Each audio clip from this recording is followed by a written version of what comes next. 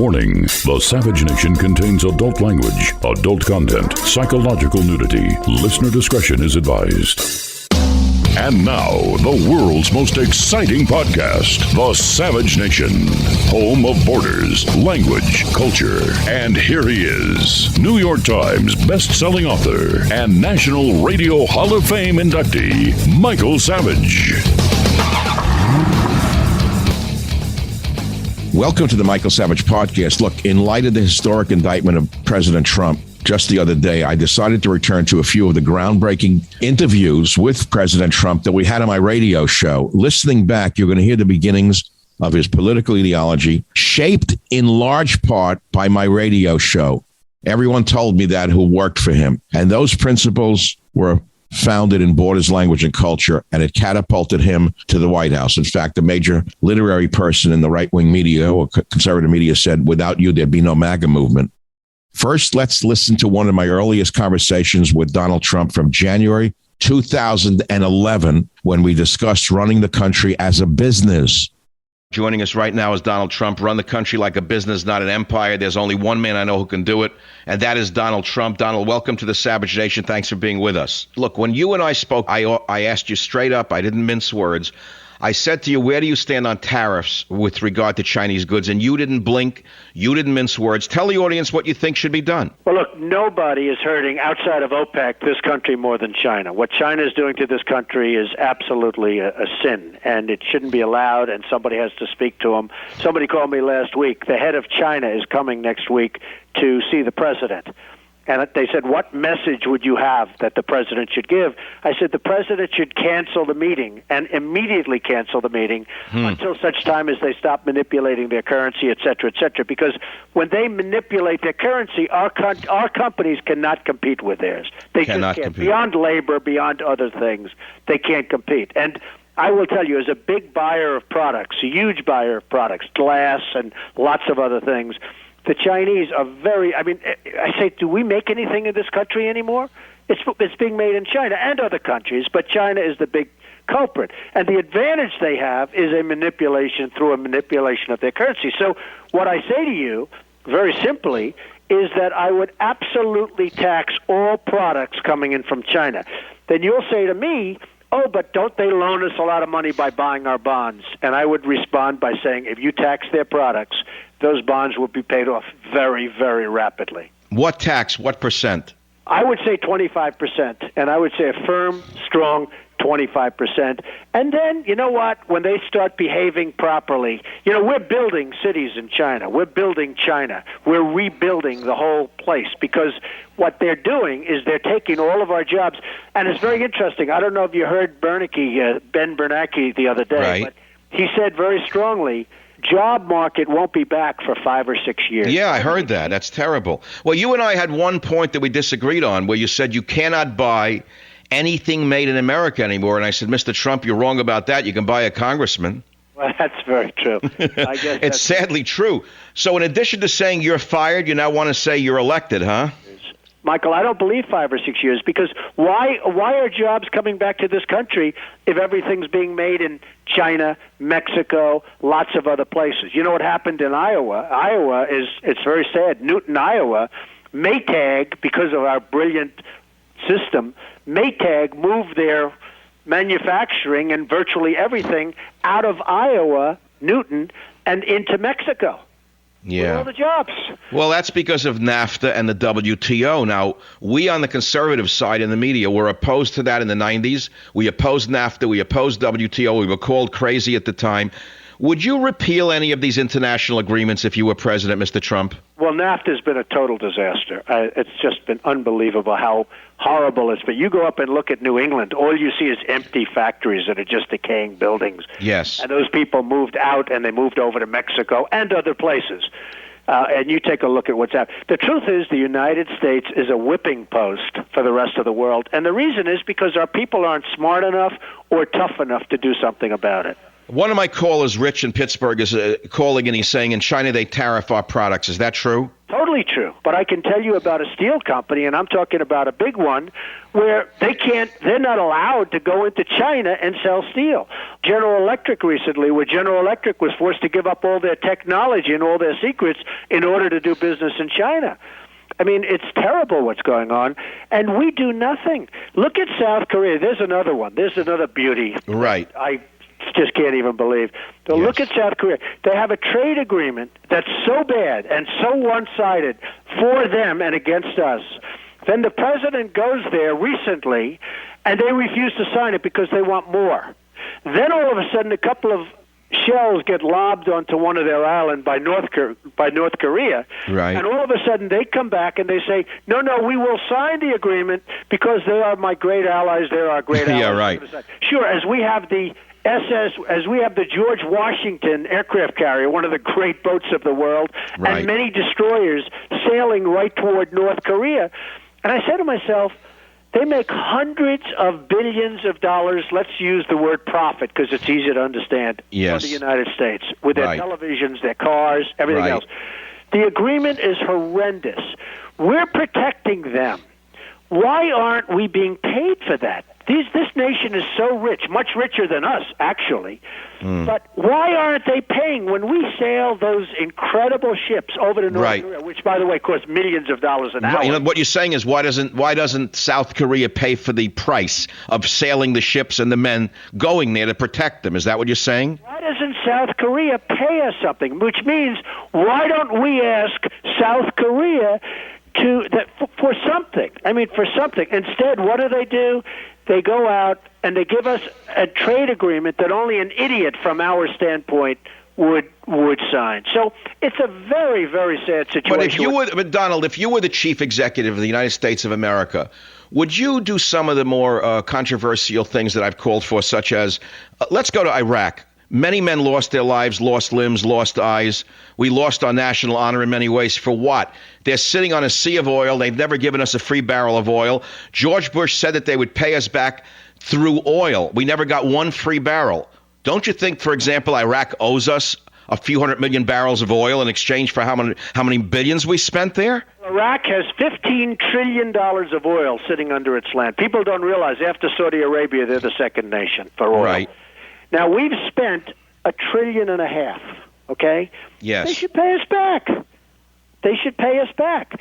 Now, I don't know if that's necessarily the greatest example, only because, it's not like Iraq is, I don't know, a lot of people would say, did we really do them a favor? If you go over there, it's a total mess, which, by the way, Iran will take over as soon as we leave. What we've done in Iraq is unbelievable. Yes. They've been fighting for hundreds of years, back and forth. Absolutely. They were equals. Now we've denuded Yes. Iraq, so that as soon as we leave, Iran will go in and take over that oil, which is very interesting. Well, look, when that war broke out, I said that this could be the greatest military blunder in American history. I hope Bush is right and not wrong, because if he's wrong, all that's going to happen is the Shia-dominated Iran is going to dominate Iraq, which was run by the Sunnis under Saddam, who was a balancing power to the Shia power within his own country in Iran. It was a complete mess. But let's look at Afghanistan. If you were president, would you pull the boys out of Afghanistan? I'd get out as soon as I could. Now, you have to understand, Michael, I'm a very, very hawkish person. I believe in really strong military, stronger than what we have right now. Right. I believe in all of that. So do I. What we are over there is policemen. Yes. What we are over there is policemen. We didn't lose a war. If we pulled out, we won the war, but we're policemen over there. We're not meant to be policemen. In my book, Trickle Up Poverty, Mr. Trump, I end it by saying, run America like a business, not an empire. And I went on the air tonight and I said, I finally have found a businessman who I think could run this country not only like a business, but as a business, because it is a business. Every nation fundamentally is a business, but you can't run a business at a loss, let us say, forever, can you? Well, I'd also say a business with compassion, because there are certain times where government really can help people, and that's a great thing. But, when I look at, for instance, you mentioned Afghanistan. Think of this. $52 million was given to somebody in a suitcase Yes. to go to Afghanistan, right? Right. It ended up, and we just found this out, it ended up in Dubai. Now, Dubai is not doing well. Right. It ended up in Dubai. Now, you say to yourself, We give $52 million in cash. I mean, who ever heard of $52 million in cash? Numerous cash businesses. But my cash businesses, I watch closely. I have people, I have accountants watching the people. Then I have people watching those people.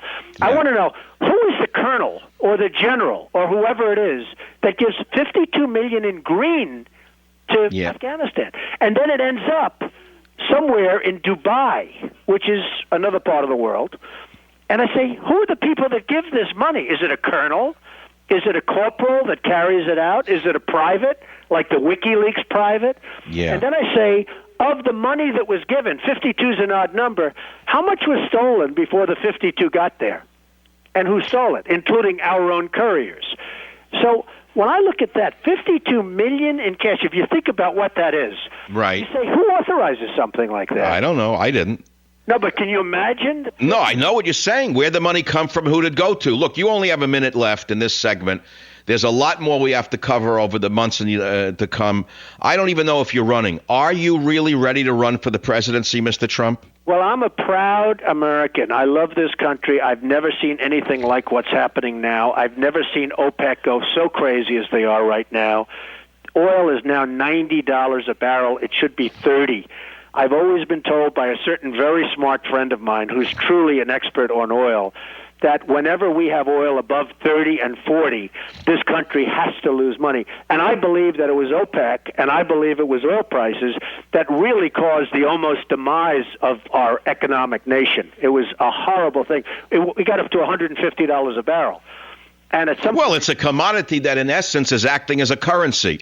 That's what it comes down to. If we have inflation, the barrel of oil becomes the equivalent of the deflated dollar in reality to the Arab. In other words, he goes to New York and he wants to buy an apartment in Trump Plaza that was $10 million, and suddenly it's $15 million. He wants more money for his oil. Yes or no?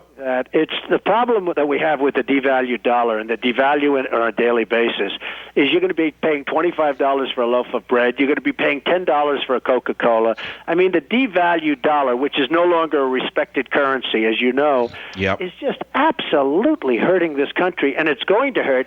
Number one, level of respect. Number two, wait till you see what's, and you see it now. You see the price of copper. You see the price of gold. You see the price of all of these commodities, including oil, going through the roof, and it's a very, very serious situation for this country. When will we know when will we know if Donald Trump wants to really run for the presidency?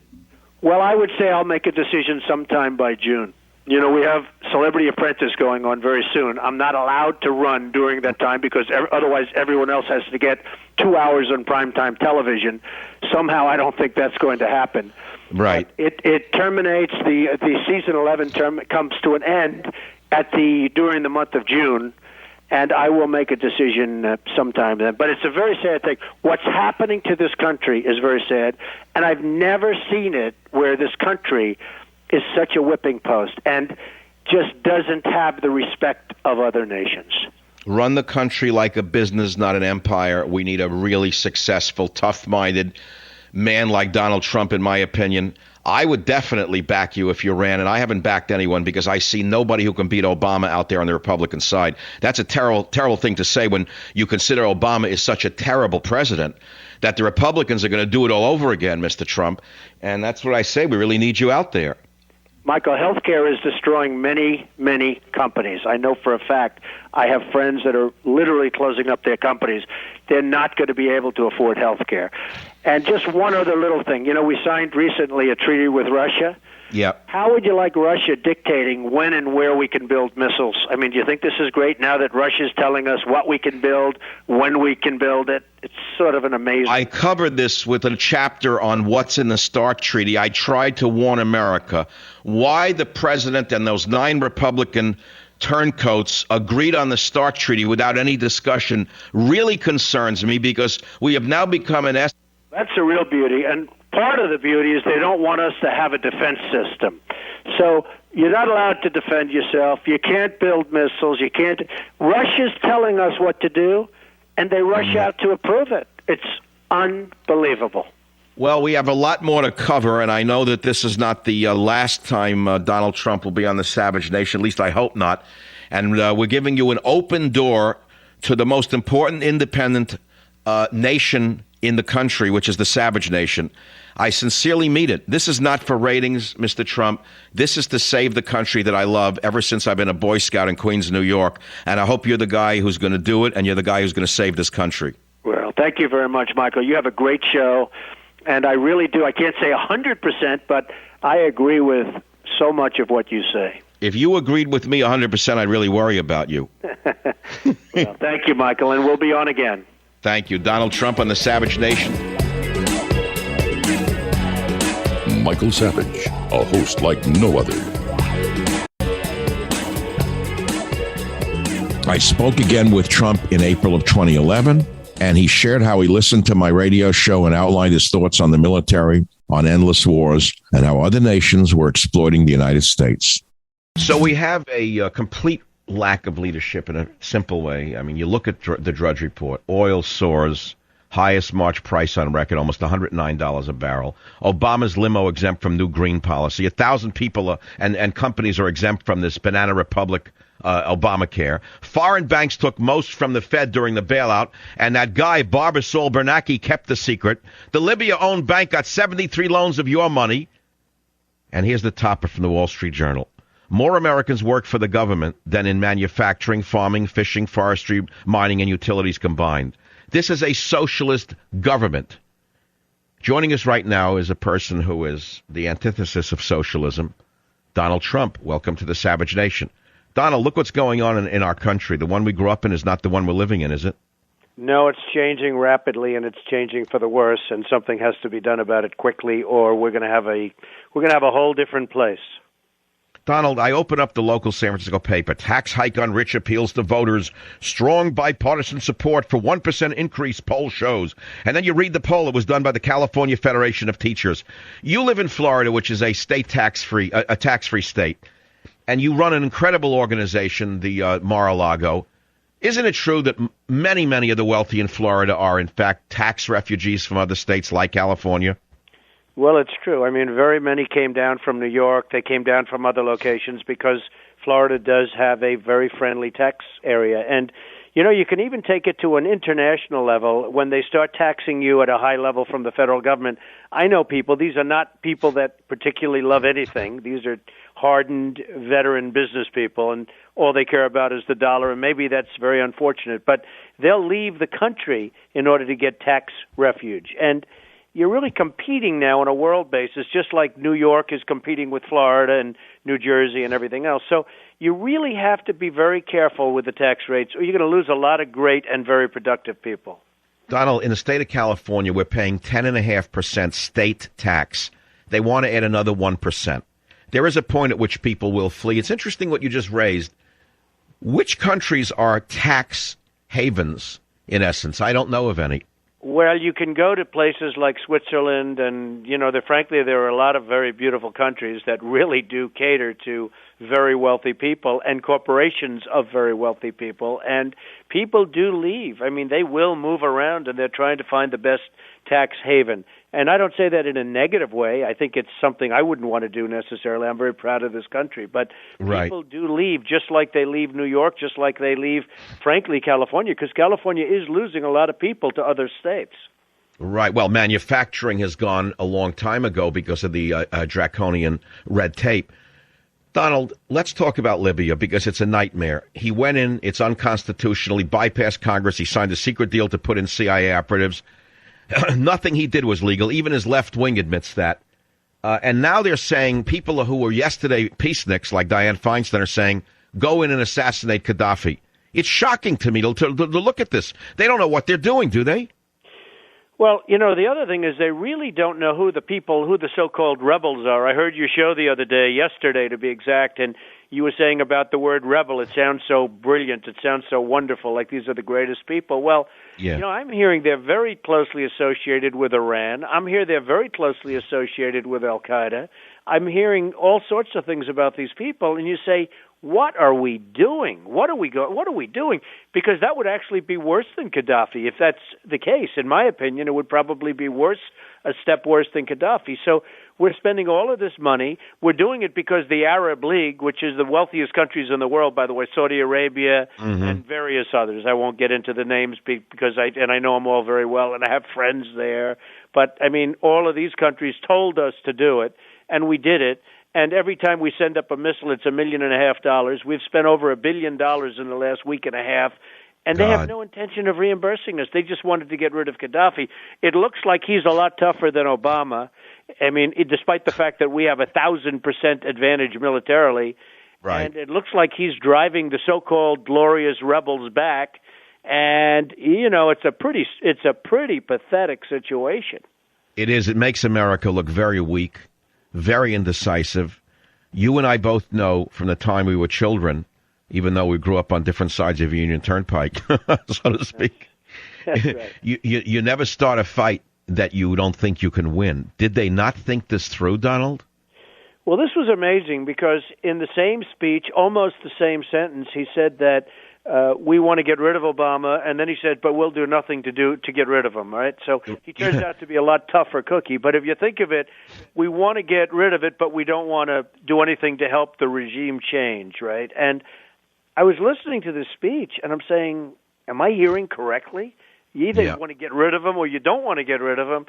I mean, the truth is we don't know what we're doing.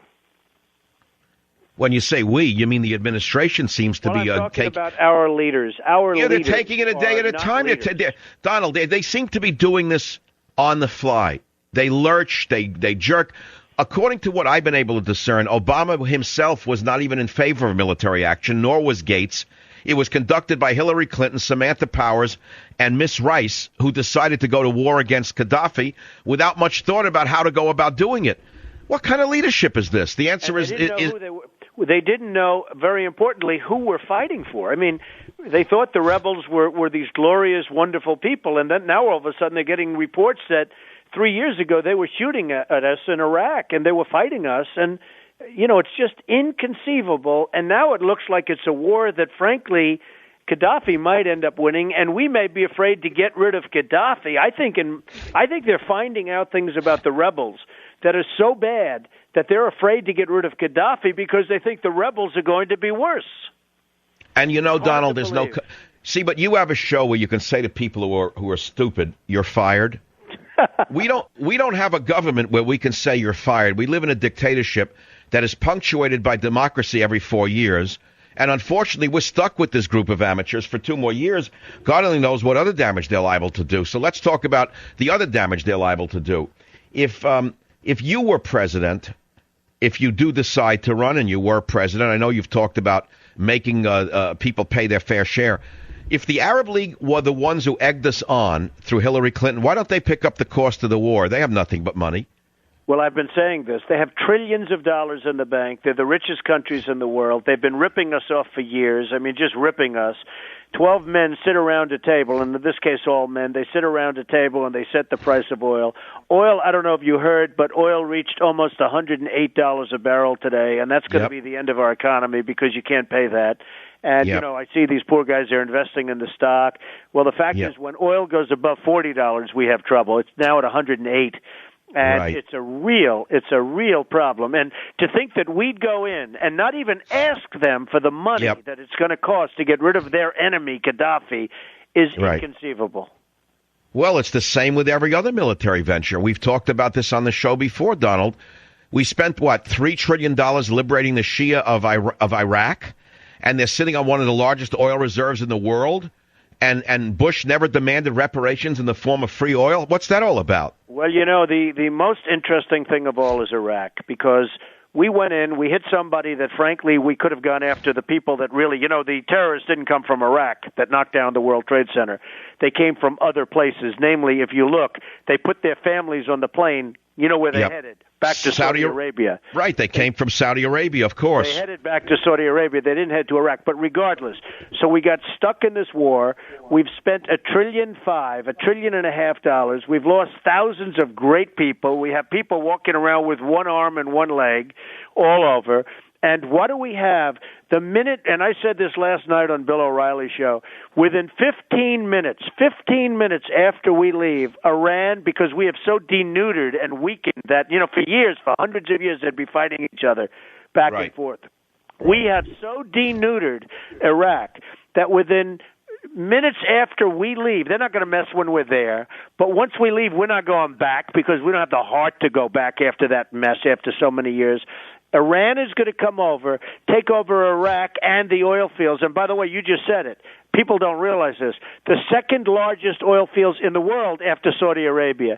So Iran is going to come in. They're going to take over the oil fields, and all of those people will have died in vain because that's what we're going to get. We're going to get that. So what I said last night, very simply, if I know, and I know for a fact, Iran is going to come on, they probably won't even have to fire a shot because if you look at what's happening, they're getting along very well with the so-called leaders of Iraq. I don't know if you see what they are the leaders, but it's look, we toppled the Sunni leader who was the monster Saddam, who kept the Shia population under control through terrorism, frankly. And who killed terrorists, by the way, Saddam. That's exactly right. He was actually he was our best friend. Saddam was our best friend, and everybody knows that. Well, I will say this. He killed terrorists. You didn't have terrorists in Iraq. He used to shoot them. He used to kill them immediately. Now it's the Harvard of terrorism. You want to become a terrorist, you go to Iraq. Here's the point. You go, if we know that Iran is taking over the oil, and we know that's going to happen, we should take the oil, and we should stay there. In the old days, when you fought a war, you took over a country, you fought a war, you won. We fight a war. After everyone's crippled, we go and we leave, and people that we never even heard of take over the country. And by the way, these people will be just like Saddam. They'll be building palaces to themselves very shortly. It is unbelievable. So what I say, second largest oil fields in the world. If we know, and we know, that Iran will come in, we say, Iran, you just stay right over there. Don't worry about it. We wrap our soldiers around the oil fields. We take over the oil fields. We pay ourselves back $1.5 trillion. We give some money to Britain. They spent plenty. And others that helped us. And we also take care of Iraq. We give plenty. There's plenty for everybody. They have $15 trillion worth. I don't know if you know this. $15 trillion worth of oil underground. There's plenty to go around for everybody. Well, I agree with you on that. This was a blunder of Bush, not of Obama. But now Obama seems to be making the same type of blunder on a smaller scale in Libya. And I don't know who advises these people is the issue. What about drilling in America? I am a conservationist. I have been all my life. I have the bona fides for it. I don't want to have to reiterate them, Donald. But there comes a point at which you have to drill, and drill. We can drill in the Rocky Mountains. We can drill in the Alaskan slope. We can drill off the shore of California. Would you agree that we're not drilling sufficiently for our own needs? Well, in many ways, we're not drilling at all. I mean, these people that are trying to go back into the Gulf, they're having a hell of a time getting back in there, and they're just now getting certain clearances, and nobody knows what took so long. We should drill all over. I mean, we should drill. I've gotten many environmental awards. I'm very environmentally conscious. I have gotten so many awards. And people don't know that about me. But we should drill. We have to drill. And you can drill in a very responsible manner. The other thing we should use is coal. We have more coal than anybody. We should use coal. Now, I don't know, when they use the word clean coal, I don't know if it's perfectly clean, but when you look at what's happening in Japan, all of a sudden people are changing their mind to nuclear, and I'm not sure I blame them. Absolutely. That's absolutely right. There is low sulfur coal plant. There are low sulfur coal plants that are being shut down as we speak. They're perfectly fine and very efficient.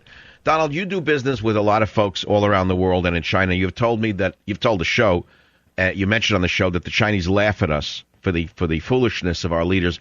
Is it that they're naive, or is it they're just simply bought and paid for, in your opinion? Well, I used to think that they were, frankly, naive and or stupid. I don't know which is the better word to describe it. But I actually think that if you go down to Washington and you try and get a lobbyist, and then you say, we want a lobbyist against, let's say, OPEC, maybe you can get some guy that just graduated from college, but for the most part, they're all taken because OPEC has them all. I mean, they have so many lobbyists, it's incredible. China has so many lobbyists. So I really think that the lobbyists have a lot to do with it. They go in representing China. They go in representing OPEC. And these politicians are like, they don't want to mess around because they have fundraisers. The lobbyists give them big fundraisers for little political campaigns. It's hard to believe. And what I told you last time, and I say it again, because it happened recently. I know the people of the world. I know the very rich people of the world. Many times they buy apartments. I sold one recently for $33 million. I sold one for $40 million. I sell a lot of very wealthy people apartments. Okay, so I get to know a lot of people. People from other countries cannot believe how stupid our leadership is. They cannot believe, and by the way, I don't hold it against the other countries. If China can get away with what they're doing with the manipulation of their currency and everything else, I say my hat is off to you. There you go. But it's hard to believe. And the people that I know, now they're not as open with me now because they're hearing I'm considering running. They're saying, one of them said, oh, my God, I can't believe I told you all this stuff. I had no idea you'd ever do this. But they say to me, previously, we cannot believe that you guys allow us to get away with it. And then they all laugh, and everybody laughs, and everybody's having a good time, but they can't believe it. And then the president of China that just rips us off, we give him a state dinner at the White House fit for a king, which of course he is, essentially, but we give him a dinner honoring him at the White House instead of saying, folks, there's not going to be any dinner. And we have such power over them. What a lot of people don't realize, we are rebuilding China because they're doing so much. They made $300 billion. They're going to make more than $300 billion on us. Let's call it profit this year. $300 billion. In addition to that, they're taking all our jobs. They're making all our things. The funny thing is, then they take all that money and they loan it back to us, and we pay them interest. So with the right thinking in the White House, that could be reversed so quickly your head would spin. And believe me, and I know something about this, believe me, we have the cards. They don't have the cards. Well, Donald, if you do decide to run for the presidency, I will nominate myself to run the Environmental Protection Agency, which I would eliminate within the first year. Because I have the credentials to do so. And believe me, nobody wants to protect the airs, waters, and places better than me. I've been doing it most of my life. Donald, please stay with us for 5 more minutes because I want to get 1 or 2 questions in from around the country. You got another minute for us? I will do that, Michael. Donald Trump on the Savage Nation. I'll be right back. Savage. We have Donald Trump waiting on the other line from Mar-a-Lago. Donald, welcome back to the Savage Nation. Always a pleasure to have you on the program. Donald, you are in Florida at this time? I am. We have almost no time. I want to ask you something. You heard my show yesterday, and we talked about it, and you said I'm a man of a practical nature. I don't know how you put it, commonsensical or something to that effect. I said you are a man of great common sense. Did you hear my comments that when I was a young kid, grew up over there on the other side of the Union Turnpike, I go to work with my dad on Saturdays, and he would say to me, no radio, because we had to go to work. He said, you got to get serious. He didn't even want me to listen to the radio. Right. I'm mentioning it's kind of jokey in a way, but, your dad was a very successful real estate developer himself, and, of course, you went way beyond him. Were you trained from a young age in the business? Did he take you to work in his world? Michael, I watched my father, and my father was a builder in Queens and in Brooklyn. And he built houses, and then he built some apartment houses and things, and he was a really good builder. And I watched him, and I learned 2 things. Number one, I learned a little bit about negotiating, and I learned lots of different things about real estate. But I also learned, he was a very hard worker. He'd work all the time. He loved it. Right. And he was a happy man. And I saw that, you can work really hard and be happy. And that was something I actually learned from my father. Isn't that something? That's probably one of the greatest gifts a man could give his son. Because the ethos in America is the opposite, which is that work makes you unhappy, and gambling, for example, I shouldn't say it because but doing nothing makes you happy. It's crazy. I myself am a 7-day-a-week guy. Otherwise, I get bored to death.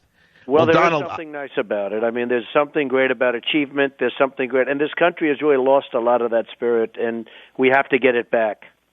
Well, I hope you do decide to run, not just because I've gotten to know you and I think that you're a sincere guy, but because America's in very deep trouble.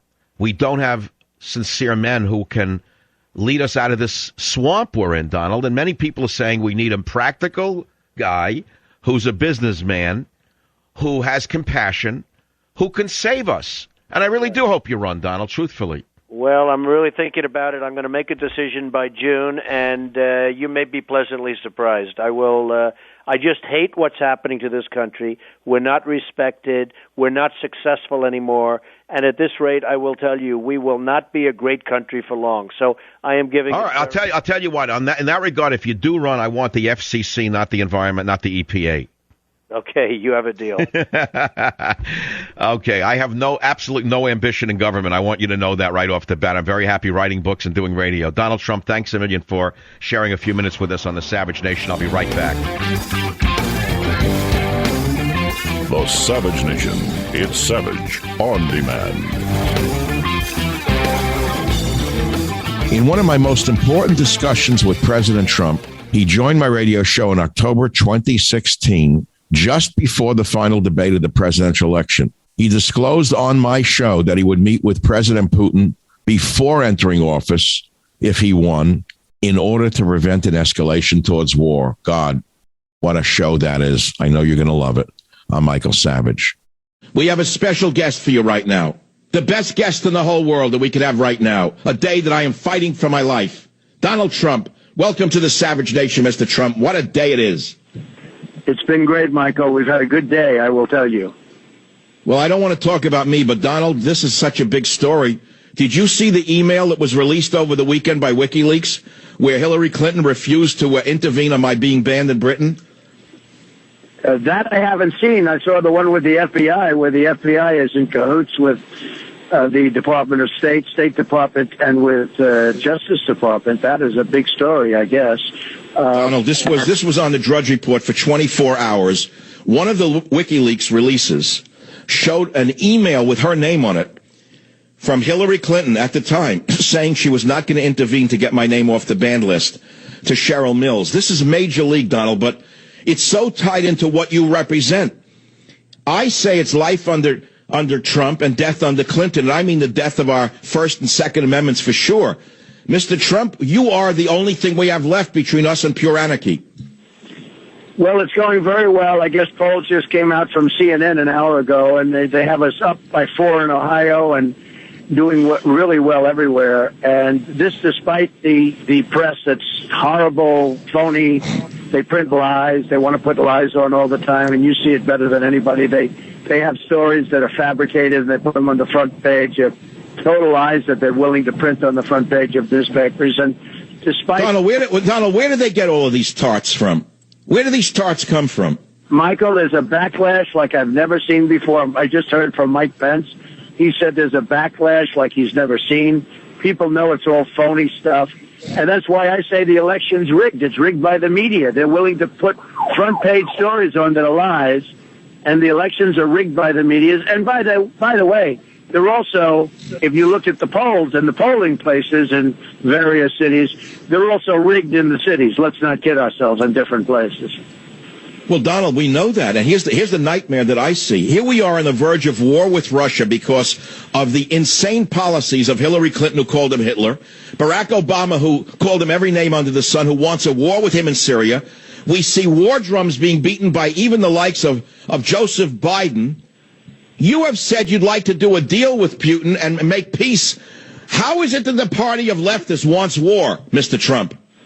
Well, they're incompetent people. Obama's an incompetent as a president, and Hillary Clinton is beyond that. Look, they made an agreement on nuclear warheads. Russia now has gotten so far ahead of us in the nuclear capacity that they better be careful what they wish for. In fact, one of the top people in Russia said, I can't believe the agreement we made. You know what I'm talking about.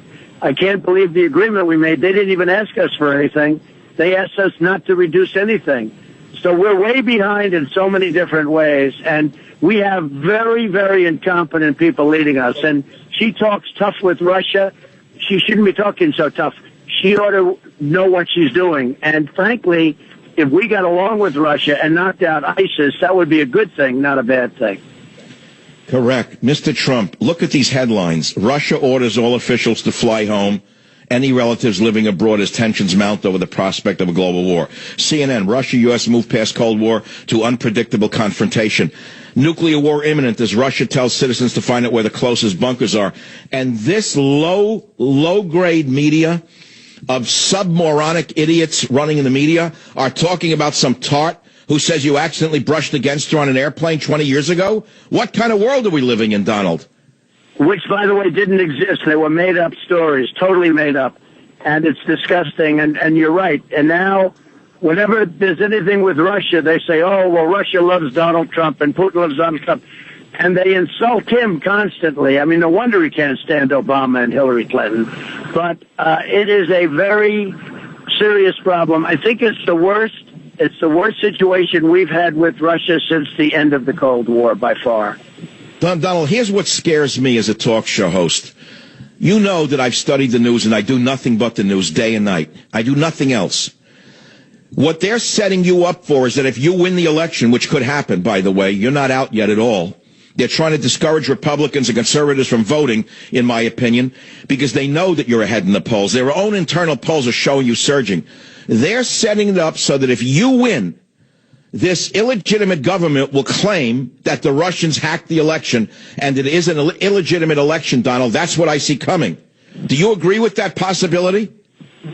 Well, I think this. I do think we're probably ahead because we have tremendous enthusiasm. Our people are going to all vote, and I think a lot of people, for instance, I think we're going to do very well with African Americans. I think we're going to do very well with Hispanics, Latinos. I think we're going to do very well in a lot of different ways, and I think we are ahead in the polls. And our people have enthusiasm. They're going to vote, whereas her people, they're very worried. For instance, I'm going now I'm going to Wisconsin. We have a huge crowd. I'm going tomorrow to Colorado. We have a tremendous crowd. I'm going to Ohio and Florida, and we have 20, 25, 30,000 people all the time. She can't get 500 people into a room. It's crazy. I know that. Look, Donald, listen, how would you diffuse the situation now between Russia and the U.S., assuming the world doesn't blow up before January? What would you do if you were president? First day, what would you do with Putin to stop these war drums? Well, the problem is Putin has no respect for Obama at all, doesn't like him and doesn't respect him, and Obama doesn't like Putin, but they have a great dislike for each other, and Putin has no respect at all for Obama. And I think that you have potentially a really catastrophic situation here, I'll be honest with you, because those two are not. I will say this. If I win on November 8th, and hopefully every one of your listeners is going to go out, we're going to need everybody. Absolutely. So Republicans have a tougher path, you know that, to get there. Yes. But if I win on November 8th, I think I could see myself meeting with Putin and meeting with Russia prior to the start of the administration. I think it would be wow. That's an amazing news story. That's fabulous, Mr. Trump. That's an amazing answer, because somebody, an adult, has to step in now and stop this insanity. We are dealing with the most powerful nuclear foe on the planet. While Obama, as you said, has denuked us, Russia's been building up their nuclear forces. It puts us in a very bad situation. So that's, to me, the number one thing is national security. There's so many other things that you need to do when you are president. But before you go, Donald, listen, this is very important. I have seen this, and I think you just hinted at it. The whole election hinges on turnout. That is why the media is trying to make people think you've already lost the election. It's not so much to encourage the Hillary voters. It's to discourage the Trump voters, who should throw their hands up and say, we can't win. That's the worst thing that could happen. Their internal polls, according to my analysis, shows that they're in deep trouble. And they are desperate to get the voter turnout. But we need to keep the voter turnout up even higher than she does. Well, I think their polls are showing that our people are going to turn out, and their people, they're very worried about it, because nobody cares about Hillary Clinton. And Obama's people aren't going to. African Americans are not showing up to vote for Hillary Clinton. They like me better than they like her. And I'll tell you what, I'm going to do a better job, and certainly with the inner cities and all of these problems that they've been lying about for years, Clinton and the Democrats. And I think we're going to do great with the African Americans. But I'll tell you this, just in a nutshell, they are very worried that their people aren't going to turn out. That's what and they know my people are turning out. Donald, this Wednesday is the last of 3 debates. You won the last debate. I watched every minute of it. They never thought you were going to come back. You were doing a rope-a-dope on them, and you cut the legs out from under her when she threw that line at you, and she said, it's a good thing a man like him isn't president, and you shot back, or you'd be in jail. That turned the whole debate. What are you going to do this Wednesday if Meatloaf Jr. tries to set you up? Because Murdoch himself has advised all of them to back Hillary Clinton. What are you going to do when Meatloaf Jr. goes after you? Well, we're going to find out what's going to happen. I mean, the first debate, I think we did very well. We had a very faulty microphone, as you know, and they even officially announced it, which was absolutely outrageous. There's a whole thing going on there, too. But I think we're going to do very well in the debate. I understand the subject matter very well. I don't think she does. I think she, frankly, is a highly overrated intellect. She does not understand the subject. You look at the decisions she's made over the years, Dave, every one of them virtually has been a wrong decision. Whether it's Syria, Libya, I mean, just look at what she's done, including when she was the senator from New York. She said she was going to bring jobs back to upstate. Well, you know what happened. It turned out to be a disaster. So the bottom line, I think, I look forward to the debate. I think we're going to do very well. I understand the subject matter very, very well, and I'm representing a lot of people. Donald, last point. Did you know Mike Wallace at all? I'm sure you knew him well. Very well. He did me on 60 Minutes. He was terrific. Here's my suggestion. Don't even answer me because I don't know if you can. If his son, who I call Meatloaf Jr. for internal reasons, it's a joke because his father was a famous meatloaf eater. If Meatloaf Jr., who's a sneak in my opinion, don't answer me, tries to set you up the way Snow White did during the primaries, all you got to do is say to him, your father, Mike Wallace, would never have stooped to your low level. You will put him on the defensive because he is probably living in his father's shadow. Well, I understand. I just hope he's going to be fair. And, I didn't think they were fair with me the last debate, and I hit back at him pretty hard. I hope they're going to be fair, Michael. We hope so, and we're all rooting for you. We know we won't hear from you until way after the debate, but just know that every listener to this show, and that ranges in the millions around the country on the Internet and otherwise, this is the #1 talk radio show in America on the Internet, Donald, and all of them are interested in everything that you have to say because it comes down to this. Life under Trump, death under Clinton. It's absolutely life and death in terms of our First and Second Amendments at the very least. So we all are rooting for you, Donald, and we wish you the best this Wednesday and thereafter. Thank you, Michael. Great honor, and I will see you soon, and we'll speak to you sooner than you think, okay? I have that umbrella ready for the inauguration. Very good. You have a deal. You'll be there. All right. Good luck, Donald. We're all rooting for you. Well, thank you very much for listening to today's podcast. I hope you've enjoyed it and learned something from it. We have about 400 other episodes available for you to listen to absolutely free. You can go back into our vast library of podcasts and listen to any one of them at any time. And remember this, if you want to listen to my podcast ad-free, sign up for the Savage Premium membership and get access to ad-free podcasts as well as some premium content from our Savage archives. How do you sign up for those ad-free podcasts? Please visit michaelsavage.com for a link. Again, thank you for your listenership. This is Michael Savage.